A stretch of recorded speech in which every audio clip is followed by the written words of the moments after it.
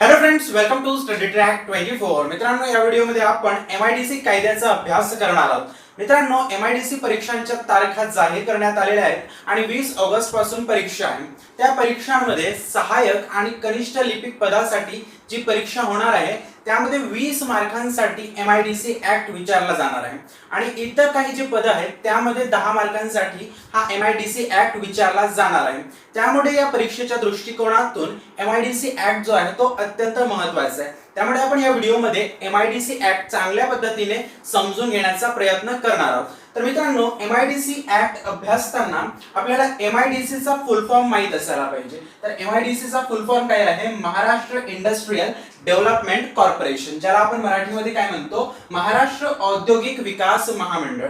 आणि या महामंडळाची स्थापना ज्या अधिनियमाद्वारे करण्यात आलेली आहे तो अधिनियम जो आहे तो 1961 चा अधिनियम आहे. तर मित्रांनो, इथे लक्षात ठेवा तो अधिनियम केव्हाचा आहे? तो अधिनियम 1961 चा आहे. आणि मित्रांनो, या अधिनियमास राष्ट्रपतीने केव्हा मान्यता दिली असा प्रश्न तुम्हाला परीक्षेमध्ये विचारला जाऊ शकतो. तर तुम्ही लक्षात ठेवा 28 फेब्रुवारी 1962 रोजी भारताच्या राष्ट्रपतींनी या एमआयडीसी ऍक्ट 1961 ला परमिशन म्हणजे मंजुरी दिलेली आहे. आणि त्यावेळेचे राष्ट्रपती होते डॉक्टर राजेंद्र प्रसाद. तुम्हाला हे लक्षात ठेवावं लागणार की त्यावेळेचे राष्ट्रपती कोण होते?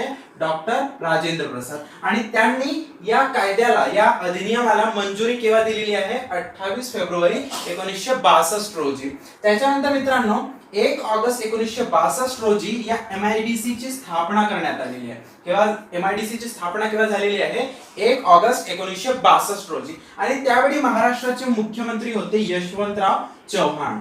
त्यावेळी महाराष्ट्राचे मुख्यमंत्री कोण होते? यशवंतराव चव्हाण होते. तर अशा पद्धतीने 1 ऑगस्ट 1962 रोजी एमआयडीसी ची स्थापना करण्यात आलेली आहे. मग याच्या स्थापनेमागचा उद्देश सुद्धा आपल्याला विचारला जाऊ शकतो. तर एमआयडीसी च्या स्थापनेमागचा उद्देश होता औद्योगिक विकासाला चालना देणे. याचा उद्देश काय होता? औद्योगिक विकासाला चालना देणे. आणि मित्रांनो, एमआयडीसी चा जो मुख्यालय आहे तो महाराष्ट्रामध्ये कुठे आहे? मुंबईमध्ये. महाराष्ट्राची जी राजधानी आहे त्या राजधानीच्या ठिकाणी म्हणजे मुंबईमध्येच एमआयडीसी चं मुख्यालय आहे. आणि महाराष्ट्रामध्ये एकूण या एमआयडीसी चे प्रादेशिक कार्यालय जे आहेत ज्याला आपण रिजनल ऑफिसेस म्हणतो त्यांची संख्या किती आहे? 16 आहे. तर लक्षात ठेवा मित्रांनो, महाराष्ट्रामध्ये एमआयडीसी चे जे रिजनल ऑफिसेस आहेत ज्याला आपण प्रादेशिक कार्यालय असे म्हणतो त्यांची संख्या किती आहे? त्यांची संख्या आहे 16. आता मित्रांनो, त्याच्यानंतर तुम्हाला एमआयडीसी चा घोषवाक्य सुद्धा विचारला जाऊ शकतो. तर एमआयडीसी चा घोषवाक्य आहे उद्यमात सकल समृद्धी.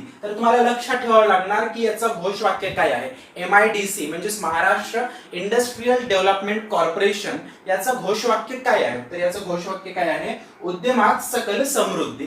आणि मित्रांनो, एमआयडीसी ची कामे सुद्धा आपल्याला या परीक्षेमध्ये विचारली जाऊ शकतात. तर तुम्हाला इथे लक्षात ठेवावं लागणार की एमआयडीसी चं कार्य काय काय आहे? औद्योगिक क्षेत्र उपलब्ध करून देणे, त्याच्यानंतर औद्योगिक क्षेत्राचा विकास करणे आणि पद्धतशीर उद्योगाची स्थापना करणे. ही जी 3 महत्त्वपूर्ण कामे आहेत. कुठली कुठली कामे? औद्योगिक क्षेत्र उपलब्ध करून देणे, त्याच्यानंतर औद्योगिक क्षेत्राचा विकास करणे आणि पद्धतशीर उद्योगाची स्थापना करणे. हे जे 3 महत्त्वपूर्ण जी कामे आहेत ती कशाची आहेत? ती एमआयडीसी ची आहेत. तर मित्रांनो, अशा पद्धतीने तुम्ही लक्षात ठेवा एमआयडीसी ऍक्ट केव्हाचा आहे? 1961 चा आहे. आणि राष्ट्रपतींनी या कायद्याला, या अधिनियमास मंजुरी केव्हा दिलेली आहे? 28 फेब्रुवारी 1962 रोजी. आणि त्यावेळेचे राष्ट्रपती कोण होते? डॉक्टर राजेंद्र प्रसाद होते. आणि 1 ऑगस्ट 1962 रोजी एमआयडीसी ची स्थापना झालेली आहे आणि त्यावेळी आपले मुख्यमंत्री होते यशवंतराव चव्हाण. तर मित्रांनो, अशा पद्धतीने तुम्हाला ही सगळी माहिती जी आहे एमआयडीसी बद्दलची ते तुम्हाला इथं लक्षात ठेवावं लागणार आहे. तर मित्रांनो, अशा पद्धतीने एमआयडीसी संदर्भात माहिती अभ्यासल्यानंतर एमआयडीसी ऍक्ट 1961 काय आहेत आणि त्याच्यामधील कलमे काय आहेत हे सुद्धा अभ्यासणे गरजेचे आहे. तर मित्रांनो, इथे लक्षात घ्या एमआयडीसी ऍक्ट 1961 मध्ये एकूण 7 प्रकरणे आहेत आणि एकूण 70 कलमे आहेत. तर तुम्हाला इथे लक्षात ठेवावं लागणार की इथे प्रकरणांची संख्या किती आहे? इथे प्रकरणांची संख्या आहे 7 आणि कलमांची संख्या किती आहे? 69. तर मित्रांनो, जो पहिला प्रकरण आहे त्या पहिल्या प्रकरणामध्ये एकूण 2 कलमे आहेत आणि या दुसऱ्या कलमामध्ये व्याख्या दिलेल्या आहेत. तर लक्षात ठेवा दुसऱ्या कलमामध्ये काय दिलेल्या आहेत? व्याख्या दिलेल्या आहेत. याच्यानंतरचा जो दुसरा प्रकरण आहे, दुसऱ्या प्रकरणामध्ये एकूण 11 कलमे आहेत. ती कलमे कुठली आहेत? कलम 3 ते 13 अशा पद्धतीने 11 कलमांचा समावेश जो आहे तो प्रकरण 2 मध्ये आहे. तर यामध्ये बघा आपण एक एक जो कलम आहे तो चांगल्या प्रकारे समजून घेणार आहोत, कारण की यावर प्रश्न विचारले जाण्याची दाट शक्यता आहे. तर मित्रांनो बघा, इथे कलम 3 जो आहे, प्रकरण 2 मधील कलम 3 जो आहे त्यानुसार महामंडळाची स्थापना करण्यात येते. महामंडळ म्हणजे कोणते महामंडळ? MIDC चे महामंडळ. म्हणजे MIDC ची स्थापना कोणत्या कलमानुसार करण्यात येते?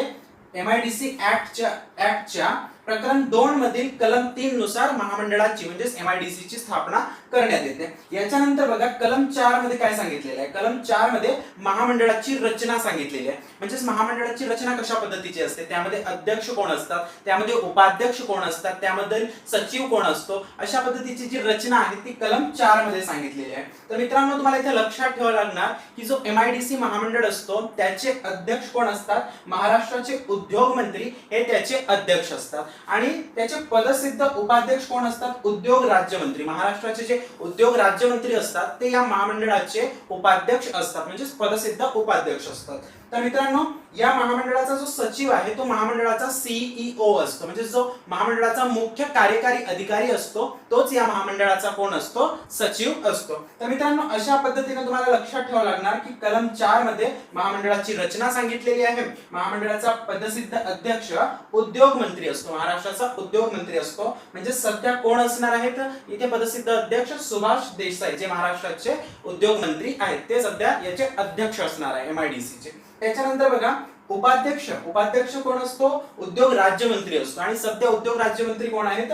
अदिती तटकरे या उद्योग राज्यमंत्री आहेत, म्हणून त्या उपाध्यक्ष ठरणार आहेत. त्याच्यानंतर बघा सचिव कोण आहेत? सध्या सचिव आहेत डॉक्टर अंबाला गण. तर सचिव कोण आहेत? डॉक्टर अंबाला गण आहेत. तर अशा पद्धतीने तुम्हाला लक्षात ठेवावं लागणार अध्यक्ष, उपाध्यक्ष आणि सचिव कोण असतो याची माहिती तुम्हाला परीक्षांमध्ये विचारली जाऊ शकते. त्याच्यानंतर बघा कलम 5 मध्ये काय सांगितलेलं आहे? कलम 5 मध्ये महामंडळाच्या सदस्य होण्याची पात्रता सांगितलेली आहे. बघा महामंडळामध्ये अध्यक्ष, उपाध्यक्ष आणि सचिव यांच्याखेरीज काही सदस्य देखील असतात आणि त्या सदस्यांसाठी काय पात्रता लागते ते कलम 5 मध्ये सांगितलेले आहे. त्याच्यानंतर बघा कलम 6 मध्ये सदस्यांचा कालावधी व सेवा शर्ती सांगितलेल्या आहे. तर मित्रांनो हे जे सदस्य असतात त्यांचा कार्यकाल 3 वर्षांचा असतो. MIDC महामंडळ जे असते ना त्याच्या सदस्यांचा कार्यकाल किती वर्षांचा असतो? 3 वर्षांचा असतो. परंतु त्यापूर्वी त्यांचा जो कार्यकाल आहे ते राज्य शासनाद्वारे समाप्त केले जाऊ शकते किंवा त्यांच्यावर एखादा आरोप लागल्यास किंवा त्यांनी राजीनामा दिल्यास त्यांचे जो कार्यकाल आहे तो आधीच समाप्त होऊ शकतो. त्याच्यानंतर बघा कलम 7 मध्ये महामंडळाच्या सभांची तरतूद दिलेली आहे. 7 मध्ये काय दिलेली आहे? महामंडळाच्या सभांची तरतूद सांगितलेली आहे. त्याच्यानंतर बघा कलम 8 मध्ये काय सांगितलेलं आहे? सदस्य राहण्यास बंदी, म्हणजे सदस्यता समाप्ती. बघा सदस्यता कशी समाप्त होते? एकतर त्यांनी राजीनामा दिला तर सदस्यता समाप्त होते किंवा ते लागोपाठ विना परवानगी 3 सभांना जर गैरहजर राहिले, लागोपाठ विना परवानगी जर ते 3 सभांना गैरहजर राहिले त्यावेळेस त्यांची जी सदस्यता आहे ती समाप्त होऊ शकते. किंवा राज्य शासनाला जर असं वाटलं की ते असमर्थ आहेत किंवा त्यांनी आपल्या पदाचा दुरुपयोग केला तेव्हा सुद्धा त्यांचे जे सदस्यत्व आहे ते समाप्त होऊ शकते. परंतु यामध्ये तुम्हाला सर्वात महत्त्वाचं लक्षात ठेवायचं आहे ते म्हणजे लागोपाठ 3 सभांना जर ते गैरहजर राहिले विना परवानगी तेव्हा त्यांची सदस्यता समाप्त होऊ शकते आणि इतर कारण सुद्धा इथे महत्त्वाचे आहेत. तर मित्रांनो तुम्हाला इथे लक्षात ठेवावं लागणार की कलम 8 मध्ये काय सांगितलेलं आहे? सदस्य राहण्यास बंदी, म्हणजे सदस्यता कशा पद्धतीने समाप्त होते याची तरतुदी इथे सांगितलेली आहे. त्याच्यानंतर कलम 9 मध्ये काय सांगितलेलं आहे? रिकाम्या जागा कशा पद्धतीने भराव्यात, म्हणजे जे सदस्यत्व वगैरे रिकामे झालेले आहे, म्हणजे जे पद रिकामी झालेली आहे ती कशा पद्धतीने भरायची MIDC मध्ये याची तरतूद जी आहे ती कलम 9 मध्ये सांगितलेली आहे. त्याच्यानंतर बघा कलम 10 मध्ये सदस्यांची तात्पुरती अनुपस्थिती जी असते त्याच्या तरतुदी दिलेल्या आहे. म्हणजे समजा एखाद्या वेळेस सभापती अनुपस्थित असतील त्यावेळेस त्यांचा जो पदभार आहे ते कोण सांभाळतील? उपसभापती सांभाळतील. आणि समजा सभापती आणि उपसभापती दोघेही जर अनुपस्थित असतील तर त्यावेळी काय होणार? त्यावेळी एखादा जो सदस्य आहे तो त्यांचा पदभार सांभाळणार आहे.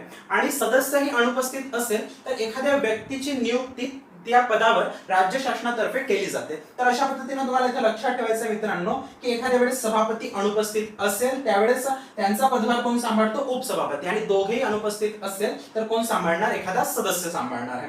त्याच्यानंतर बघा कलम 12 मध्ये काय सांगितलेलं आहे, कलम 12 मध्ये महामंडळाचे अधिकारी व कर्मचारी, महामंडळाचे जे अधिकारी असतात, जे कर्मचारी असतात, त्यांची नियुक्ती कोणाद्वारे केली जाते याची माहिती, याची जी तरतुदी आहे ती कलम 12 मध्ये सांगितलेली आहे. आणि 12 मध्ये बघा काय सांगितलेलं आहे, राज्य शासनाद्वारे कोणाकोणाची नियुक्ती केली जाते. तर बघा मित्रांनो राज्य शासनाद्वारे सीईओ ची म्हणजे मुख्य कार्यकारी अधिकारी जो असतो या महामंडळाचा त्याची नियुक्ती केली जाते. आणि मुख्य कार्यकारी अधिकारीच या महामंडळाचा सचिव असतो, त्याची नियुक्ती कोण करतो, राज्य शासन करते. आणि जो डिप्टी सीईओ असतो म्हणजे या महामंडळामध्ये एक किंवा एक पेक्षा अधिक डिप्टी सीईओ असतात, त्यांची नियुक्ती सुद्धा राज्य शासनाद्वारे केली जाते. आणि त्याच्यानंतर मित्रांनो लेखा अधिकारी जो असतो ना त्याची नियुक्ती सुद्धा राज्य शासनाद्वारे केली जाते. परंतु हे जे 3 पदे आहेत या 3 पदांच्या खाली जे इतर कर्मचारी असतात, यांच्या हाताखालचे जे इतर कर्मचारी असतात त्यांची नियुक्ती ही एमआयडीसी महामंडळाद्वारेच केली जाते, म्हणजे राज्य शासन करत नाही. राज्य शासन फक्त या तिघांची नियुक्ती करते, कोणाकोणाची, सीईओ ची, डेप्युटी सीईओ ची आणि लेखा अधिकारीची. तर मित्रांनो अशा पद्धतीने आपण इथं एकूण 12 कलमे जे आहेत त्यांचा अभ्यास इथं केलेला आहे. 13वा जो कलम आहे तो महत्त्वाचा नाही आहे. तर अशा पद्धतीने मित्रांनो ही सगळी जी कलमे आहेत तुम्हाला इथं लक्षात ठेवावी लागणार आहे. आणि यानंतरचा जो म्हणजे याचा म्हणजे टॉपिक आहे तो आपण नेक्स्ट व्हिडिओमध्ये बघणार आहोत. तर अशा पद्धतीने मित्रांनो हा व्हिडिओ तुम्हाला आवडल्यास व्हिडिओला लाईक, शेअर आणि कमेंट करा. तसेच चॅनलला सबस्क्राईब करायला विसरू नका. धन्यवाद.